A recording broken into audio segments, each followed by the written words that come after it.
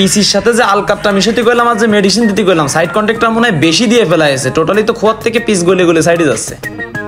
কি রে, সেই ইঞ্জিনিয়ার না যে ইঞ্জিনিয়ার এই রাস্তার কাজ পেয়েছে? ইঞ্জিনিয়ার সাহেব আসসালামু আলাইকুম। ওয়ালাইকুম আসসালাম, কি কিছু বলবেন? বলতেছি কি ভাই, এই পিসে কি দেন যে রাস্তায় এরকম গইলে যায়?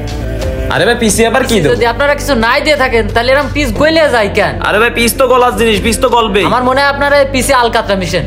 আরে ভাই আপনি কি সমস্ত কথা বলতেছেন? পিসির সাথে কেউ কোন আলকাতরা মিশাই নাই? যদি মিশাই থাকেন ভাই তাহলে পিসের সাথে তো কোয়া আইটে থাকার কথা। ভাই আপনি ফালতু না বলে যান।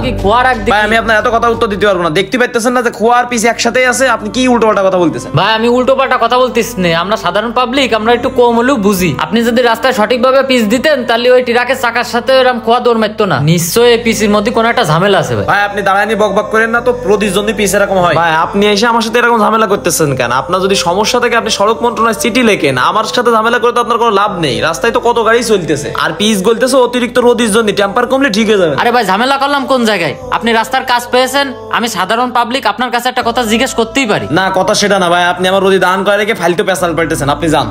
আরে ভাই আপনি রাগ দিছেন কেন? আমি যে কথাটা জিজ্ঞেস করলাম আপনার কাছে, কথাটায় যুক্তি আছে কিনা আপনি বলেন। ঠিক আছে ভাই, আপনার কথায় যুক্তি আছে ভাই, আমি আপনার সাথে তর্কে যেতে চাই না।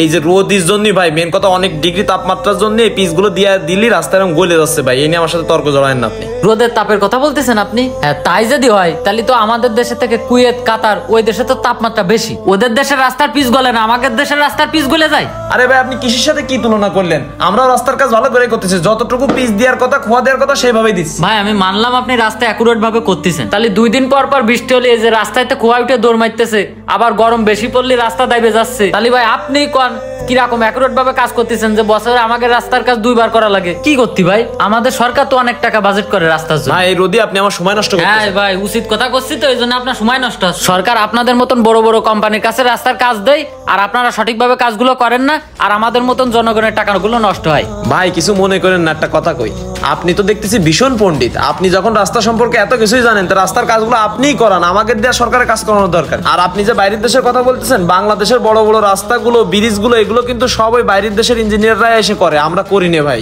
আপনারা করবেন কি করে?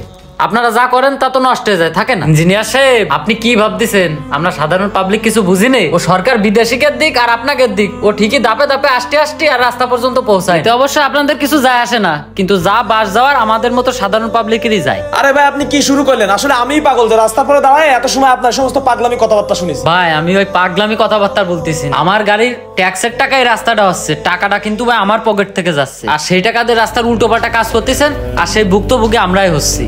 আপনি এই যে পিসি বেজাল দিয়ে রাস্তাটা করতেছেন, আমার গাড়ির চাকাটা দেখেন, তো আমার গাড়ির চাকা না, ওই ট্রাকটার চাকা দেখেন। এরকম রাস্তায় গাড়ি চালালে যে টাইজ 4 বছর যাওয়ার কথা, সেই টাইজ যাচ্ছে মাত্র 2 বছর। তাই মনের কষ্টে আপনার এই কথাগুলো বললাম। তাহলে থাকেন ইঞ্জিনিয়ার সাহেব, আর পকেট ভারী করলে ওই পাশের পাল্লাও কিন্তু ভারী হবে, মনে রাখেন। পাল্লা ভারী হয় কি পাতলা সে আমি বুঝবো না, এসে কে? রাস্তা আমাদের জন্য একটি গুরুত্বপূর্ণ বিষয়, আর সেই রাস্তা যখন দুর্নীতির কারণে নষ্ট হতে থাকে, তখন সেই নষ্টের ভুক্তভোগী দিন শেষে আমরাই হয়ে থাকি। মনে রাখবেন এই রাস্তাটি আপনার ভ্যাটের টাকায়, আপনার করের টাকায়, আপনার ট্যাক্সের টাকায় তৈরি হচ্ছে। তাই আসুন, আমার আপনার টাকা যেন নষ্ট না হয়, তাই ভিডিওটি শেয়ার দিয়ে প্রতিবাদ গড়ে তুলুন।